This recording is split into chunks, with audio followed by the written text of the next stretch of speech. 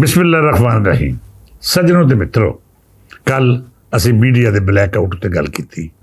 ਮੈਂ ਇਸ ਹਵਾਲੇ ਨਾਲ ਵਾਜ਼ੇ ਤੌਰ ਤੇ ਆਖਿਆ ਕਿ ਜੇਕਰ ਮੀਡੀਆ ਨੂੰ ਆਜ਼ਾਦੀ ਨਾਲ ਆਪਣਾ ਕਿਰਦਾਰ ਅਦਾ ਕਰ ਦਿੱਤਾ ਜਾਂਦਾ, ਫਿਰ ਨਾ ਤੇ ਅਫਵਾਹਾਂ ਦਾ ਬਾਜ਼ਾਰ ਗਰਮ ਹੋਣਾ ਸੀ ਤੇ ਨਾ ਹੀ ਉਹਨਾਂ ਮੁਲਕ ਦੁਸ਼ਮਣਾਂ ਅਸਰ ਨੂੰ ਸਾਡੀ ਰਿਆਸਤ ਵਿੱਚ ਅਜਿਹਾ ਮਾਹੌਲ ਬਣਾਉਣ ਦਾ ਮੌਕਾ ਮਿਲਣਾ ਸੀ ਜਿਸ ਪਾਰੋਂ ਹਰ ਪਾਸੇ ਬੇਚੈਨੀ ਤੇ ਬੇਯਕੀਨੀ ਪੈਦਾ ਹੋਈ।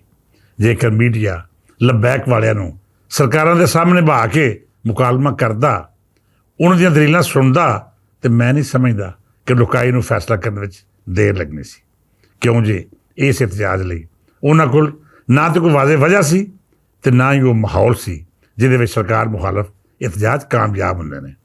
ਸਰਕਾਰ ਨੇ ਮੀਡੀਆ ਉੱਤੇ ਟੋਟਲ ਬਲੈਕਆਊਟ ਕਰਕੇ ਅਜਿਹੀ ਪਾਲਿਸੀ ਇਖਤਿਆਰ ਕੀਤੀ ਜਿਹਦਾ ਫਾਇਦੇ ਤੋਂ ਜ਼ਿਆਦਾ ਨੁਕਸਾਨ ਹੋਇਆ। ਲੋਕੀ ਜਾਣਕਾਰੀ ਲਈ ਉਹਨਾਂ ਜ਼ਰਾਏ ਦਾ ਸਹਾਰਾ ਲੈਂਦੇ ਰਹੇ ਜਿਨ੍ਹਾਂ ਨੇ ਰੱਜ ਕੇ ਝੂਠ ਫੈਲਾਇਆ ਤੇ ਸਰਕਾਰ ਦੇ ਬਿਆਨੀਏ ਨੂੰ ਵਕਤੀ ਤੌਰ ਉੱਤੇ ਕਮਜ਼ੋਰ ਕਰਨ ਦੀ ਕੋਸ਼ਿਸ਼ ਕੀਤੀ।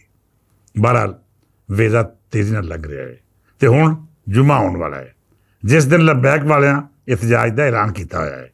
ਮੈਂ ਸਮਝਦਾ ਹਾਂ ਕਿ ਮੌਜੂਦਾ ਹਾਲਾਤ ਵਿੱਚ ਲਬੈਕ ਵੱਲੋਂ ਕੋਈ ਵੱਡਾ ਇਤਜਾਜ ਸ਼ਾਇਦ ਨਾ ਹੋ ਸਕੇ, ਕਿਉਂ ਜੇ ਪੁਲਿਸ ਵੱਲੋਂ ਮੁਸਲਸਲ ਪਕੜ ਦਾ ਸਿਲਸਿਲਾ ਜਾਰੀ ਹੈ ਤੇ ਜਿਹੜੇ ਕਾਰਕੁਨ ਲਬੈਕ ਲਈ ਹਮਦਰਦੀਆਂ ਰੱਖਦੇ ਨੇ ਉਹ ਨਾ ਤਾਂ ਮੁਨਜ਼ਮ ਨੇ ਤੇ ਨਾ ਹੀ ਉਹਨਾਂ ਦਾ ਆਪਸ ਵਿੱਚ ਮਜ਼ਬੂਤ ਰਾਬਤਾ ਹੈ ਜੋ ਕਿਸੇ ਵੀ ਇਤਜਾਜ ਲਈ ਮੁੱਢਲੀ ਗੱਲ ਸਮਝਿਆ ਜਾਂਦਾ ਹੈ। ਇਹਦੇ ਬਾਵਜੂਦ ਜੇਕਰ ਜੁਮੇ ਵਾਲੇ ਦਿਨ ਲਬੈਕ ਨਾਲ ਤਾਲੁਕ ਰੱਖਣ ਵਾਲੇ ਦੀ ਵੱਡੀ ਤਾਦਾਦ ਸੜਕਾਂ 'ਤੇ ਨਿਕਲਣ ਵਿੱਚ ਕਾਮਯਾਬ ਹੋ ਗਈ ਤੇ ਫਿਰ ਮੈਂ ਸਮਝਾਂਗਾ ਕਿ ਸਰਕਾਰ ਦੀ ਨਾਕਿਸ ਮਨਸੂਬਾਬੰਦੀ ਦਾ ਨਤੀਜਾ ਹੈ। ਫਿਲਹਾਲ ਤੇ ਜੋ ਬਹਾਲੀ ਦੇ ਰਿਹਾ ਹੈ ਉਹਦੇ ਵਿੱਚ ਸਰਕਾਰ ਨੇ ਆਪਣੇ ਮਤਲੂਬਾ ਮਕਾਸਦ ਹਾਸਲ ਕਰ ਲੈਣੇ। ਸਿਆਸੀ ਹਵਾਲਾ ਵੇਖੀਏ ਜਾਂ ਫਿਰ ਲੋਕਾਂ ਦੀ ਰਾਏ ਲਈਏ ਤੇ ਉਹਦੇ ਵਿੱਚ ਵਾਜ਼ੇ ਤਕਸੀਮ ਬਹਾਲੀ ਦੇ ਰਹੀ ਹੈ। ਜਿੱਥੇ ਲੋਕਾਂ ਨੂੰ ਲਬੈਕ ਵਾਲਿਆਂ ਨਾਲ ਹਮਦਰਦੀ ਹੈ, ਉੱਥੇ ਹੀ ਬੇਸ਼ਤਰ ਰਾਏ ਦੇਣ ਵਾਲੇ ਦਾ ਖਿਆਲ ਹੈ ਕਿ ਲਬੈਕ ਦੀ ਕਿਆਦਤ ਨੇ ਇਤਜਾਜ ਦਾ ਗਲਤ ਫੈਸਲਾ ਕੀਤਾ ਸੀ।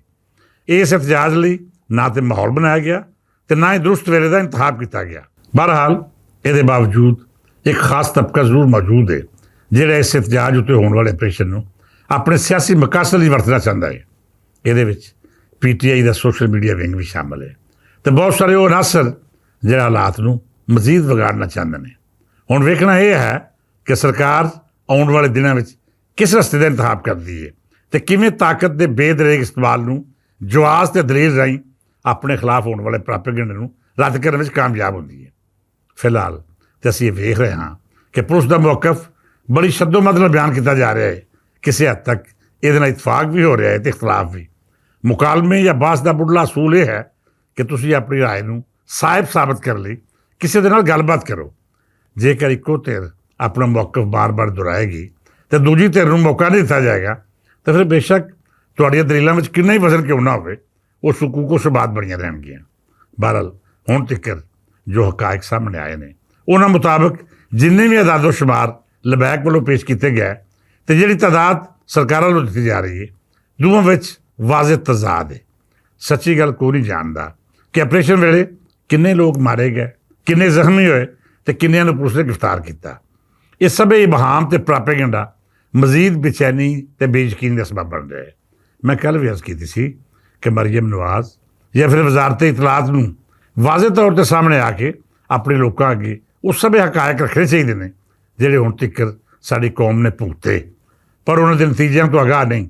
ਇਬਹਾਮ ਤੇ ਬੇਯਕੀਨੀ ਦੀ ਇਹ ਧੁੰਦ ਜਿੰਨੀ ਛੇਤੀ ਖਤਮ ਹੋਵੇਗੀ, ਸਾਡਾ ਸਮਾਜ ਉਨੀ ਛੇਤੀ ਇਹ ਸਲਮੀਏ ਦੇ ਨਫਸੀਆਤੀ ਅਸਰ ਨੂੰ ਕਬੂਲ ਕਰੇਗਾ। ਸੱਜਣੋਂ ਤੇ ਬੇਲੀਓ, ਦੂਜੇ ਪਾਸੇ ਮਰੀਮ ਸਰਕਾਰ ਮੁਸਲਸਲ ਤਰੱਕੀਆਤੀ ਕੰਮਾਂ ਵੱਲ ਵਧ ਰਹੀ ਹੈ।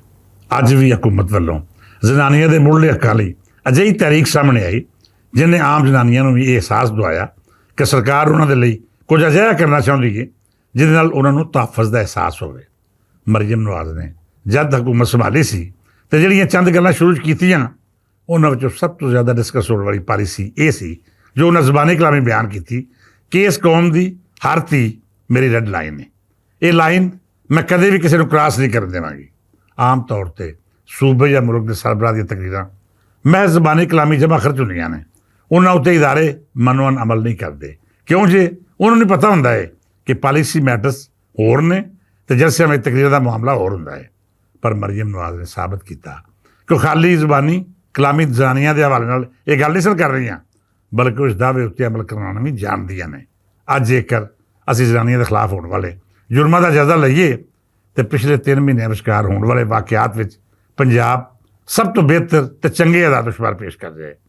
ਇਹਦੇ ਬਾਵਜੂਦ ਕਿ ਪੁਲਿਸ ਵੱਲੋਂ ਜਿਹੜਾ ਰਵੱਈਆ ਇਖਤਿਆਰ ਕੀਤਾ ਗਿਆ ਜਾਂ ਫਿਰ ਨੇਫਿਆਂ ਵਿੱਚ ਪਿਸਤੌਲਾਂ ਚੱਲਣ ਵਾਲਾ ਜਿਹੜਾ ਸਿਲਸਿਲਾ ਸ਼ੁਰੂ ਹੋਇਆ, ਉਹਦਾ ਕਿਸੇ ਵੀ ਥਾਵੇਂ ਦਿਫਾ ਨਹੀਂ ਕੀਤਾ ਜਾ ਸਕਦਾ।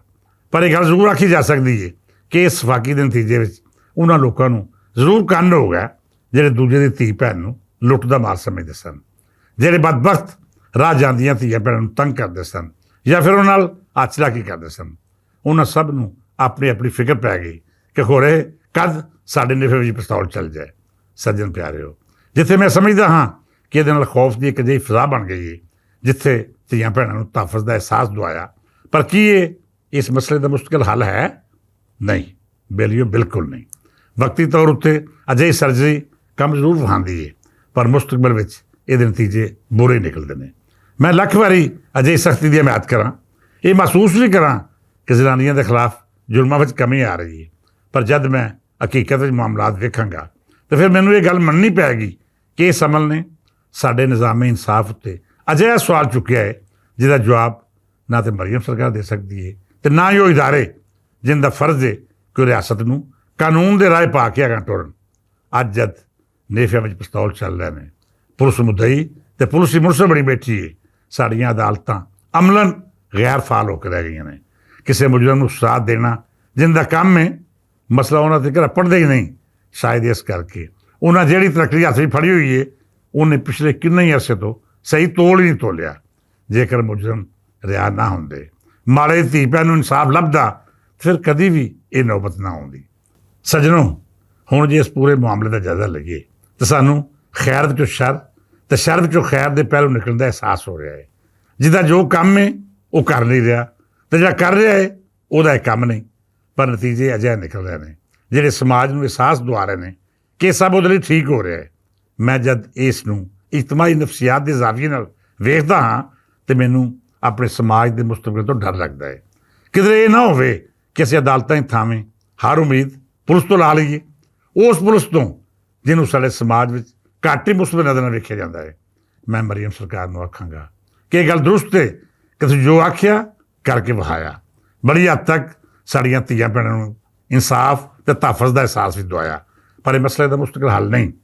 ਮੁਸ਼ਕਿਲ ਹੱਲ ਉਹ ਹੀ ਹੈ ਜੋ ਆਇਨ ਆਖਦਾ ਹੈ, ਜੋ ਤਰੀਕੇਕਾਰ ਦੁਨੀਆ ਭਰ ਵਿੱਚ ਰਾਜ ਹੈ। ਮੁਜਰਮ ਨੂੰ ਉਹ ਸਜ਼ਾ ਦਿੱਤੀ ਜਾਵੇ ਜਿਹੜੀ ਉਹਦੇ ਲਈ ਕਾਨੂੰਨ ਵਿੱਚ ਲਿਖੀ ਹੈ।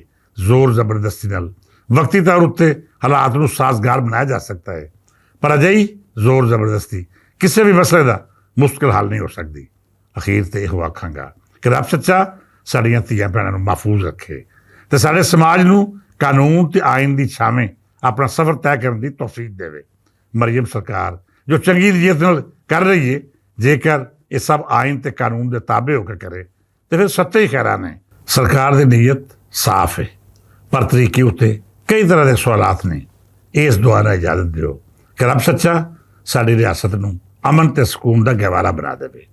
ਸਾਡੇ ਪੰਜਾਬ ਦੀ ਹਰ ਗਲੀ ਤੇ ਮੁਹੱਲਾ ਸਕੂਨ ਦੀ ਅਜਿਹੀ ਮਿਸਾਲ ਬਣ ਜਾਏ ਜਿਹੜੀ ਸਾਡੇ ਖਾਬੋ ਖਿਆਲ ਦੀ ਤਾਬੀਰ ਹੋਵੇ।